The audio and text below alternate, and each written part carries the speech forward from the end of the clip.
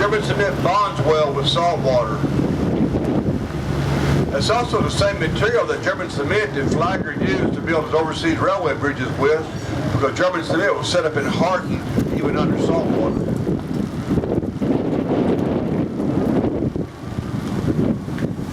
We're approaching the Atlantic Ocean again on my left. Now you can't see it, but 7 miles out there's a barrier reef. It's the longest barrier reef in North America. It goes from Atlantic way back up there all the way around Key West, way up to the dry Tortugas. But that barrier reef out there is just 10 feet deep. That's where our giant waves break.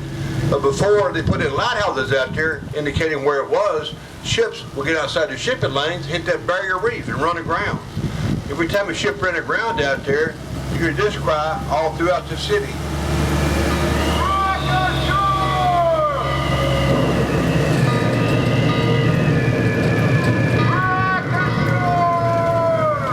Wreck ashore, wreck ashore. Hello, Rick. Every able-bodied man in town would stop what he was doing and race out to the shipwreck. Of course, their first priority, their first job was to rescue anybody that survived the shipwreck, so they had to get there as quickly as they could. Once everyone got rescued, though, then they turned their attention to salvaging the cargo.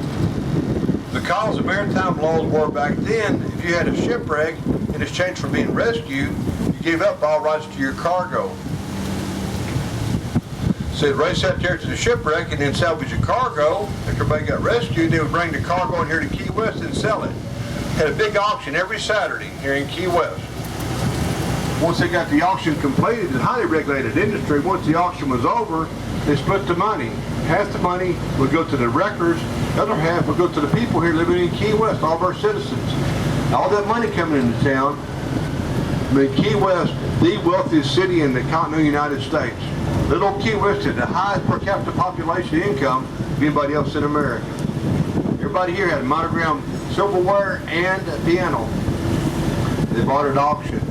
But in the late 1800s, early 1900s, they started putting in lighthouses out there and buoys, and ships quit running the ground, and we lost the wrecking industry. We got a big bump here, folks. Be sure and hang on.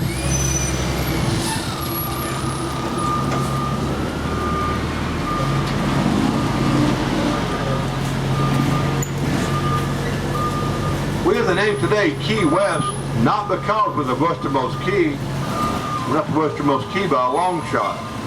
We have the name Key West, though, because when the Spanish first arrived here in 1513, what they found was a small island covered with human bones.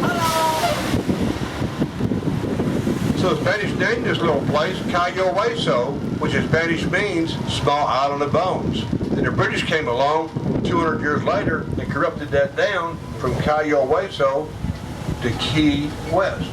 Like I said, we're not the westernmost key. They go 68 miles out to the west to the dry Tortugas. That's there, those were from Ponce de Leon in 1513 when he's out there wandering around looking for the Fountain of Youth. Also, the dry Tortugas, they have Fort Jefferson, which is an old Civil War fort, and after the Civil War, it became a Civil War prison. That's where they put Dr. Samuel Mudd for 4 years. Another big bump here, folks, hang on. Dr. Mudd, you might recall from history books, is the man that sent the leg of John Wilkes Booth. After Bush shot President Lincoln in Ford's Theater, remember he jumped in the balcony? He jumped on the stage and shouted death to tyrants. When he hit the stage, he broke his leg.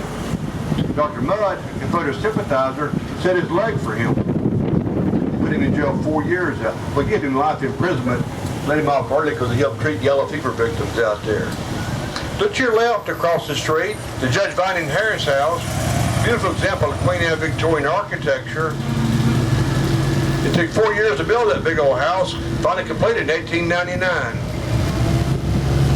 It cost $225,000. It's also the original southernmost house in the continental United States.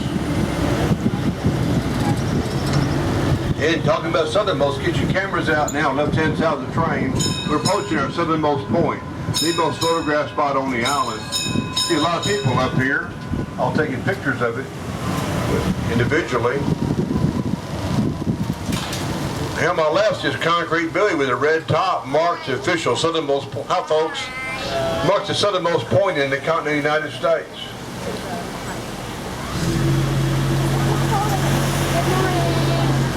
West is 85 miles south of Brownsville, Texas.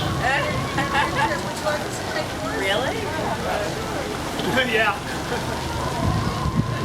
A lot of people around the Southernmost Point all day long during the daylight hours. They have all kinds of parties back there, celebrations for birthdays, wedding parties.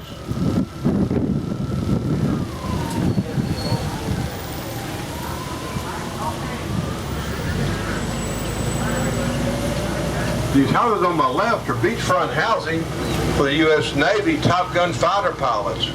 We have a Navy Air Station 7 miles to the north where the airfield is. Those fighter pilots fly out of there. They're the second largest Top Gun training school in America, only behind San Diego.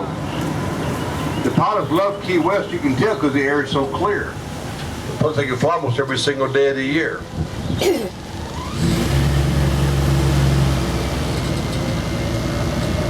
Now, being part of the Caribbean Basin, Key West had its fair share of pirates here. We had Captain Kidd, John Lafitte, Henry Morgan, all the big boys. They were terrorizing our shipping lanes. So the Navy sent in Commodore David Porter here to run the pirates out. He did. Key West started prospering again, and they became a city, and we became a city in 1828. 65 years older than the city of Miami.